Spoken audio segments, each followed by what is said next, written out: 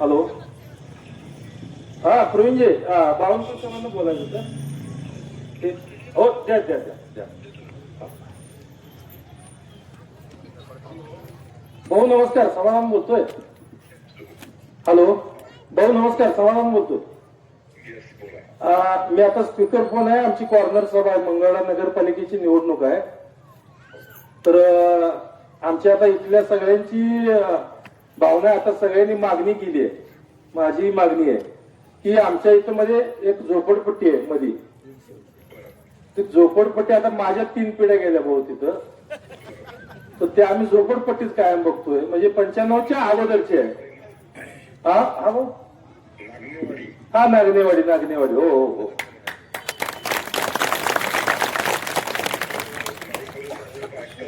हा माईक मध्ये ऐकते भाऊ सगळे. हो, या बैठकीला उपस्थित माननीय आमदार समाधान अवताळेजी, उपस्थित सर्व पदाधिकारी, आपल्या नगरसेवक, नगराध्यक्षाचे उमेदवार, आपल्या सुजाताताई, आपल्या सुप्रियाताई अजित जगताप यांना आणि आपले सर्व नगरसेवक यांना आपण सर्व प्रचंड बहुमताने विजयी करावं अशी विनंती करण्याकरता मी आपल्याकडे आलो आहे, आपल्यासोबत संवाद करतो आहे.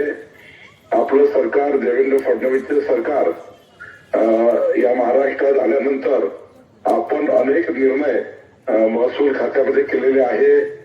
महसूल खात्याच्या माध्यमातून नागनेवाडी येथे जी 1995 पूर्वीची वसाहत आहे, या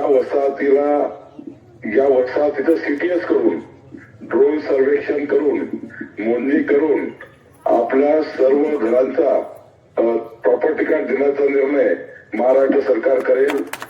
आपल्या सर्व घरांचं संपूर्ण मालमत्ता पत्रक देण्याचं काम आपलं सरकार करेल. गरज पडली तर मी मंगळवेढामध्ये येऊन, नागनेवाडीमध्ये येऊन स्वतः महसूल मंत्री म्हणून निर्णय करेल.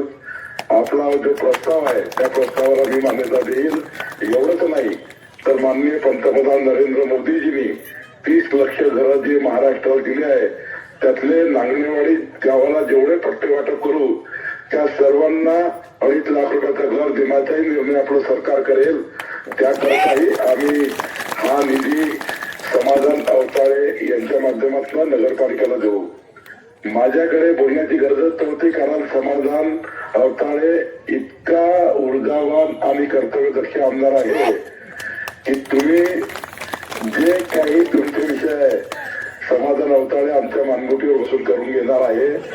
त्यामुळं या संपूर्ण नागनेवाडीमध्ये, या मंगळवेढामध्ये जो काही विकसित मंगळवेढाचा आपण प्लॅन तयार करणार आहे, त्या प्लॅनला नगरपालिका मंजुरी दिल्यानंतर जेवढा निधी या मंगळवेढ्याला लागेल तेवढा निधी महाराष्ट्राचं सरकार, देवेंद्र फडणवीस सरकार देईल.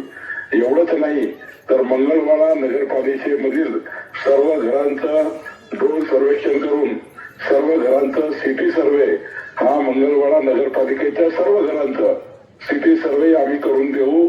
एवढंच नाही तर पुढच्या काळामध्ये 15/10/2024च्या पूर्वी जेवढे काही घरं खाजगी जागेवर झाले असतील, लेआउटमध्ये झाले असतील, आजूबाजूच्या परिसरात झाले असतील, त्या खाजगी जागेवरच्या घरांना सुद्धा अधिकृत करण्याची आदेश आम्ही काढला आहे. तो नगरपालिकेला गेला आहे.